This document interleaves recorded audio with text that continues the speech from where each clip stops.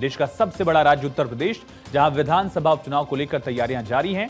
एक तरफ अखिलेश यादव की समाजवादी पार्टी ने 6 सीटों पर अपने उम्मीदवारों के नाम घोषित कर दिए, तो दूसरी तरफ बीजेपी भी 10 विधानसभा सीटों के लिए उम्मीदवारों के नामों पर मंथन कर रही है, मंथन पर जुटी हुई है। और इस बीच बीजेपी के सहयोगी और एनडीए का हिस्सा निषाद पार्टी के अध्यक्ष संजय निषाद ने भी उपचुनाव को लेकर अपनी डिमांड रख दी है, अपनी मांग रख दी है। 10 सीटों के विधानसभा उपचुनाव में डॉक्टर संजय निषाद ने 2 सीटों पर अपनी दावेदारी पेश कर दी है। योगी सरकार में मंत्री हैं, निषाद पार्टी के अध्यक्ष हैं डॉक्टर संजय निषाद, जिन्होंने खुद अपनी मांग रखी और 2 सीटें मझवा और कटहरी पर उपचुनाव लड़ने का दावा किया है।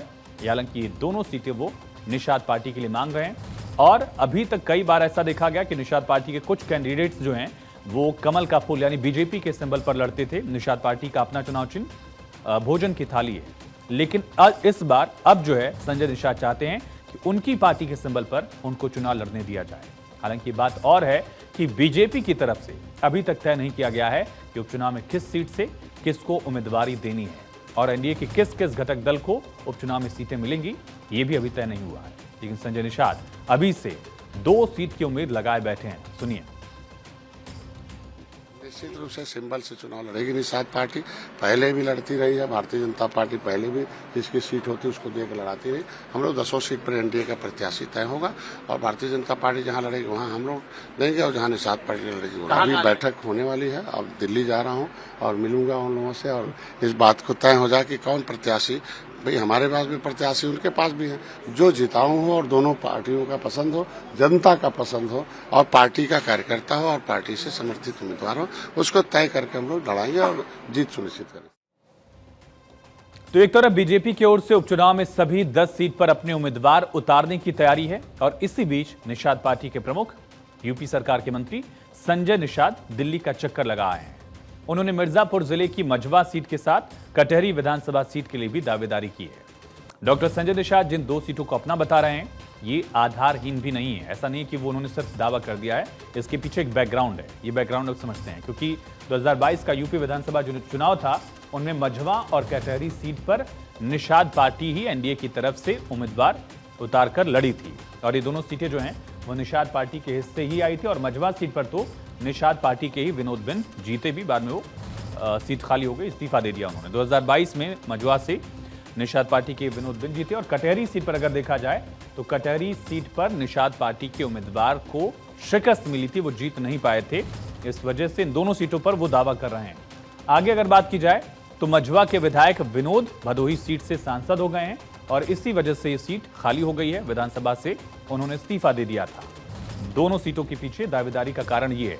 और 2022 में कटहरी सीट से समाजवादी पार्टी के लालजी वर्मा चुनाव जीते थे, जो सांसद हो गए अम्बेडकर नगर से। कभी बसपा में हुआ करते थे, सपा में आए, विधायक बने और सांसद भी बन गए।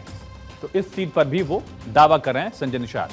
और 2022 की सीट शेयरिंग में दरअसल अपने कोटियाई सीट होने को आधार बनाकर निषाद पार्टी कटहरी और मझवा दोनों सीटों पर दावा कर रही है। एक मिर्जापुर की सीट है और दूसरी सीट जो है वो अम्बेडकर नगर की है। दोनों सीटों पर विधायक सांसद बन गए हैं। एक सीट पर निषाद पार्टी ने जीत दर्ज की थी, दूसरी पर हार हुई थी।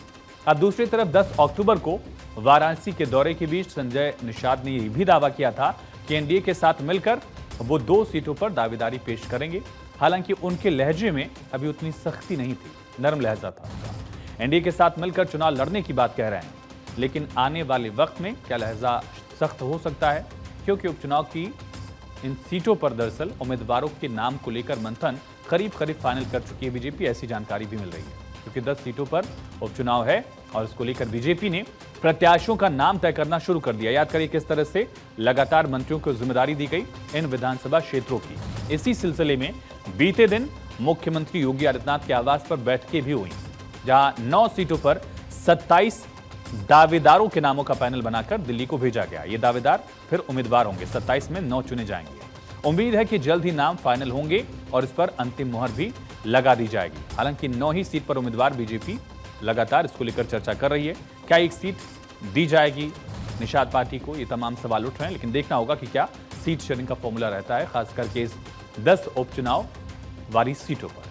और पूर्वी उत्तर प्रदेश जो पूर्वांचल का हिस्सा है, खास करके गोरखपुर, मिर्जापुर और आसपास के इलाकों में प्रभाव रखने वाली निषाद पार्टी उपचुनाव में 2 सीटें मांग रही है।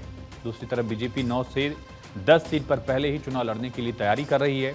ऐसे में पेच ये फंस रहा है कि बीजेपी या तो सीटों का बंटवारा करे और अगर ऐसा नहीं करती है तो सहयोगियों की नाराजगी को झेलना पड़ सकता है। हालांकि माना जा रहा है कि लगातार बातचीत भी हो रही है और इससे निष्कर्ष निकल सकता है।